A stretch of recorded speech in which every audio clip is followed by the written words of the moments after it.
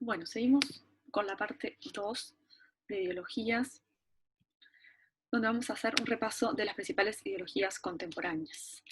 El autor Vallès va a examinar o va a describir 7 ideologías, que son el liberalismo, el conservadurismo, o los conservadurismos. Recuerden que siempre hablamos en plural, porque dentro de cada una de estas corrientes hay muchas variantes y han habido cambios históricos, entonces hablamos en plural. Socialismos, en tercer lugar, anarquismos, fascismos, nacionalismos y fundamentalismos religiosos. Vamos a hacer un repaso muy rápido por cada una de ellas, a partir de lo que el autor plantea como las principales características de estas ideologías.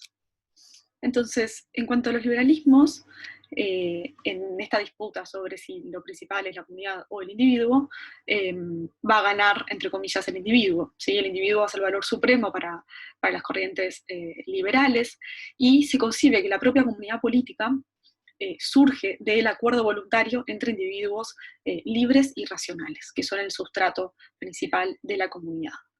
La autoridad política va a tener su legitimidad en ese acuerdo entre individuos, y solamente se va a encargar de establecer lo que son las reglas mínimas de competencia entre las personas, y en corregir efectos negativos de esa competencia, ¿sí? Pero va a ser una ideología que defiende que el Estado tiene que intervenir poco y en ciertos aspectos muy específicos en el quehacer cotidiano de los ciudadanos y las ciudadanas.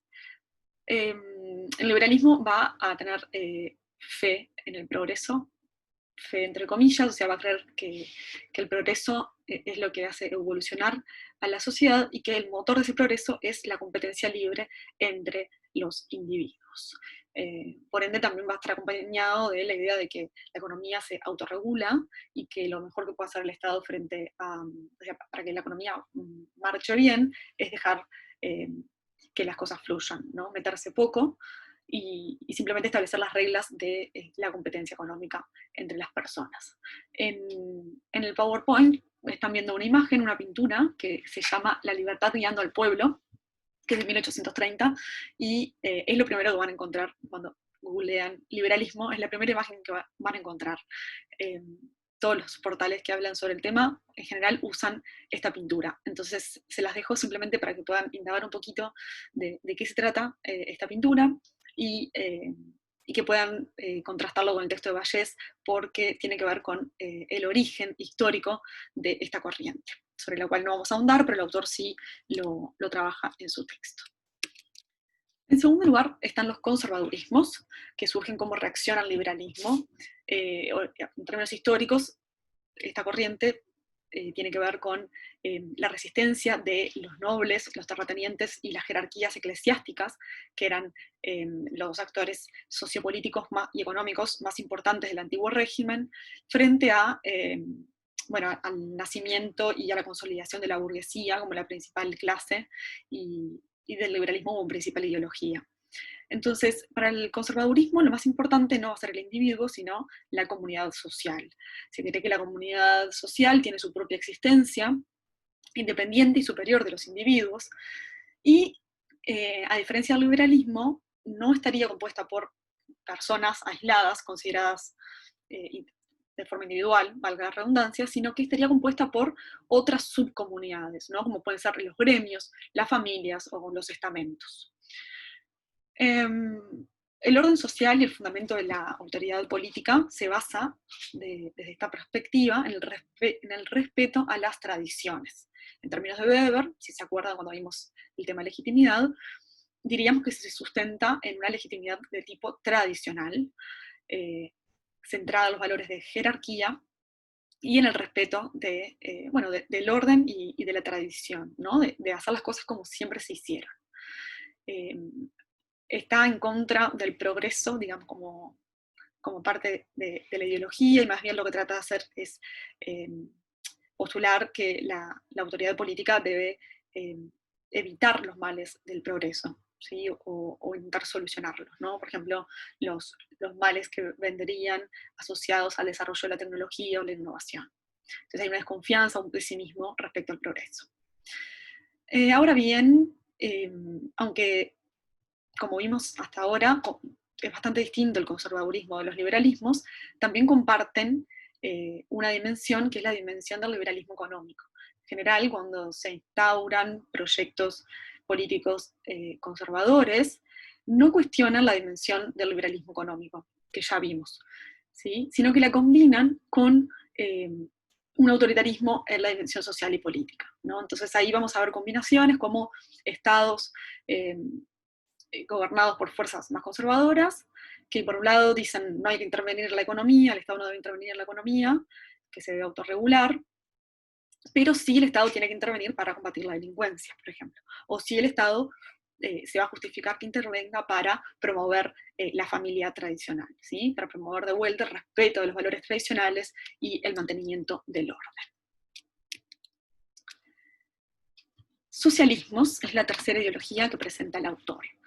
Ahí, cuando googlean socialismos, las primeras imágenes que van a encontrar son las que ven en la pantalla, los puños alzados y banderas con marchas de trabajadores, la hoz y el martillo. Esto tiene que ver también con el origen histórico de los socialismos. Los socialismos también surgen como una reacción en los liberalismos, pero a diferencia de los conservadores, lo que van a cuestionar del liberalismo es la dimensión de explotación económica y la desigualdad social que genera el sistema económico promovido por los liberales, que es el capitalismo. En términos de cómo piensa la política, para los socialismos el cambio social es posible, la transformación social, y la política tiene como fin principal promover el bienestar colectivo. Hay un optimismo respecto al rol que puede jugar la política en la historia.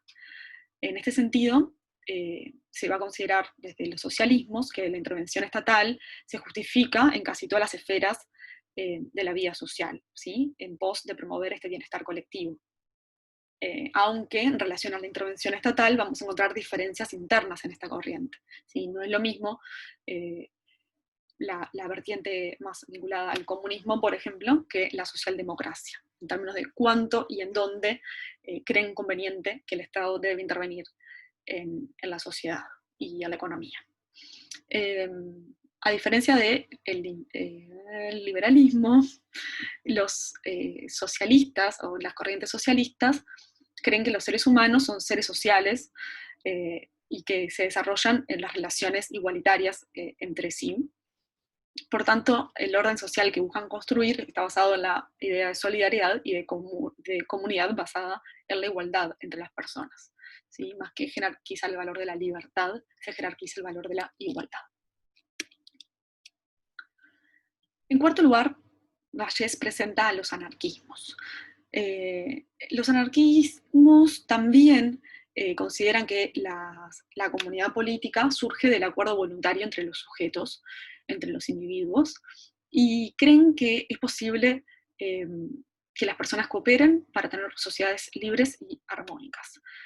Pero a diferencia de las otras corrientes, están totalmente en contra de cualquier forma de autoridad, es decir, creen que la coacción de unas personas sobre las otras, lo que hacen es perturbar el orden social y no dejar que se desarrollen libremente las relaciones de cooperación que naturalmente se harían entre las personas si no existiera la autoridad política.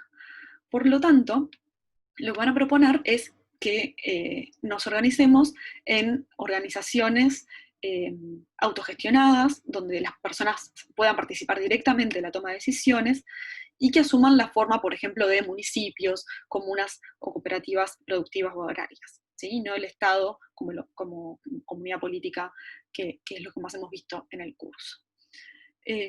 Obviamente que esta idea de que nadie debe ejercer coacción sobre otra persona también implica que estas comunidades políticas anarquistas se basan en la ausencia de jerarquías y de liderazgos, ¿sí? O sea, la igualdad también implica que no haya un orden jerárquico ni en lo social ni en lo político entre las personas.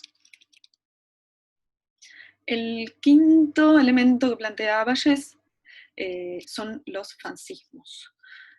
Los fascismos van a surgir como una reacción tanto al liberalismo como a los socialismos. Para las corrientes fascistas, la más conocida para todo es el nazismo, pero no es la única.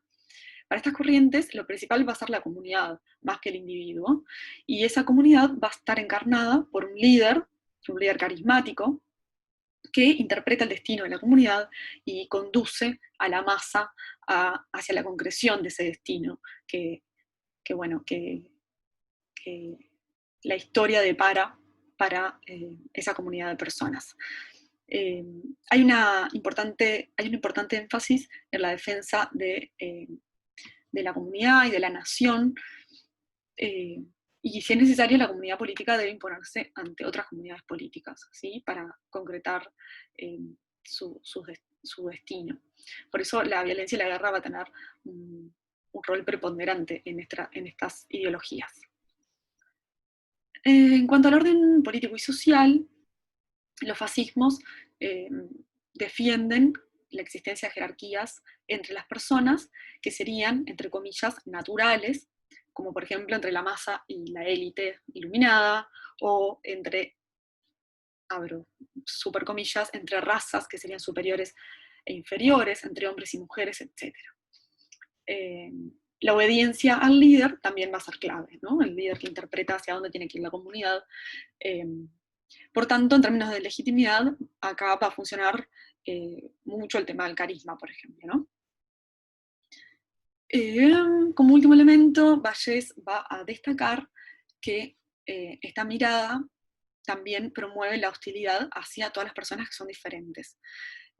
Principalmente, bueno, extranjeros o inmigrantes, por esta idea de defender la comunidad propia frente a otras, pero también minorías étnicas y religiosas, ¿no? Aquí el caso más conocido es obviamente bueno, la situación del pueblo judío, por ejemplo, en la Alemania nazi. Y aquí porque todas las imágenes que encontré sobre el nazismo y fascismos eran demasiado fuertes, les dejo una recomendación cinematográfica que aborda el tema desde un lugar un poco más, bueno, no sé, más ameno, pero permite pensar muchas cosas, que es Jojo Rabbit. Así que se las dejo para que puedan chusmear después por ahí la película. Los nacionalismos también comparten eh, la importancia de la comunidad por sobre el individuo con los fascismos. Aquí la comunidad protagonista, digamos, es la nación. La nación se piensa que es como un sujeto político homogéneo, que tiene, bueno, un pasado en común y un proyecto común hacia adelante. Y el desarrollo de los individuos va a depender de cómo le vaya a esta comunidad, ¿sí? No se piensa en los individuos de forma separada de la nación. El fundamento del orden social y del orden político va a ser la unidad nacional. Por lo tanto, también funciona aquí lo que decíamos para los fascismos, de combatir estas ideologías, van a combatir toda amenaza a la nación, ya sea que provenga desde adentro de la comunidad como desde afuera, ¿sí? Entonces, desde el punto de vista de los nacionalismos, la comunidad política más perfecta, digamos, va a ser el Estado-nación, es decir, cuando Estado y nación coinciden, y no cuando hay un Estado con muchas naciones adentro, por ejemplo, o cuando hay naciones que no tienen un Estado en el cual encarnarse o cristalizar su destino. Y finalmente están los fundamentalismos religiosos. Aquí el sujeto político, va a decir Vallès, es una comunidad de creyentes de una confesión religiosa determinada, y todo el orden social, familiar, político, va a estar guiado por creencias de esa religión en particular, ¿no? Entonces, vamos a ver que las leyes y las instituciones que gobiernan las comunidades políticas que son dirigidas por fundamentalismos religiosos coinciden con los dictámenes que aparecen en los textos sagrados y las interpretaciones de los textos sagrados que hacen las personas que se encargan de mantener vivas y de reproducir estas religiones. Esto se traduce también, por supuesto, en que sea frecuente en estas ideologías la intolerancia hacia cualquier tipo de disidencia religiosa, ¿sí? Y bueno, para cerrar también dejarles otra recomendación, esta vez de una serie y de un libro de Margaret Atwood, es el libro, y la serie la van a encontrar en español, como el cuento La criada, donde vemos un claro ejemplo de, también un ejemplo un poco cruel, un poco extremo, pero creo que representa bien esta idea de fundamentalismos religiosos como ideología, porque bueno, es una república, Iliad, que se va a fundar a partir de una ideología de creencias religiosas, y todo el orden político y social va a estar atravesado, teñido y organizado, estructurado según esas creencias religiosas. Así que nos quedamos por acá con la presentación de las ideologías. Van a ver que al final del capítulo de Vallès sobre este tema, plantea una serie de debates contemporáneos sobre el tema, que simplemente los dejo planteados para que puedan ustedes seguir profundizando en eso. Pero, por ejemplo, el más interesante me parece que es la discusión sobre el fin de las ideologías.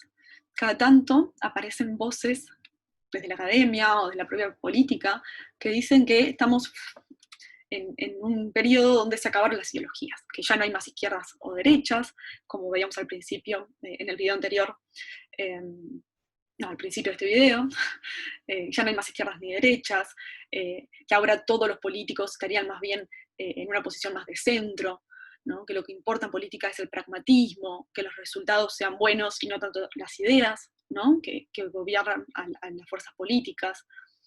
Y hay quienes dicen también que el mundo ya se tornó demasiado complejo como para que pueda ser descrito en términos de ideologías que simplifican la realidad, ¿no? Entonces, el debate sobre el fin de las ideologías es recurrente. Cada tanto alguien lo vuelve a traer. Y aquí en el ejercicio práctico les vamos a promover, que hagan, vamos a traer un poco esta discusión, ¿no? Porque aquí en Uruguay se empezó a hablar hace poco de los relatos, que no, más que hablar de ideologías, la idea de hablar de relatos o de sensibilidades. ¿Qué va a decir Vallès sobre esto? Vallès va a decir que en realidad hablar del fin de la ideología seguramente esconde una ideología, porque siempre que actuamos en el mundo político, si recordamos la definición para Vallès, la ideología es un instrumento para la acción política. Entonces, él va a decir que siempre que actuamos en política tenemos un conjunto de ideas atrás, de valores y de formas de ver el mundo que nutren nuestro accionar y que lo justifican. Y por tanto, eso sería ideológico hablar del fin de las ideologías. Pero eso queda para los debates en las clases. Simplemente leerles, cerrar leyéndoles directamente al autor, que a la página 278 refiere a este punto diciendo: en todo caso, anunciar la muerte de las ideologías es ignorar que los conflictos que son objeto de la política no dejarán de estar siempre acompañados por creencias y juicios de valor. De ellos obtienen los ciudadanos y todos los actores políticos las razones y los pretextos necesarios para motivar su intervención en la gestión de los asuntos colectivos. El video que viene vamos a ver el tema de derechas e izquierdas, siguiendo la lectura obligatoria de Norberto Bobbio. Muchas gracias, que estén bien.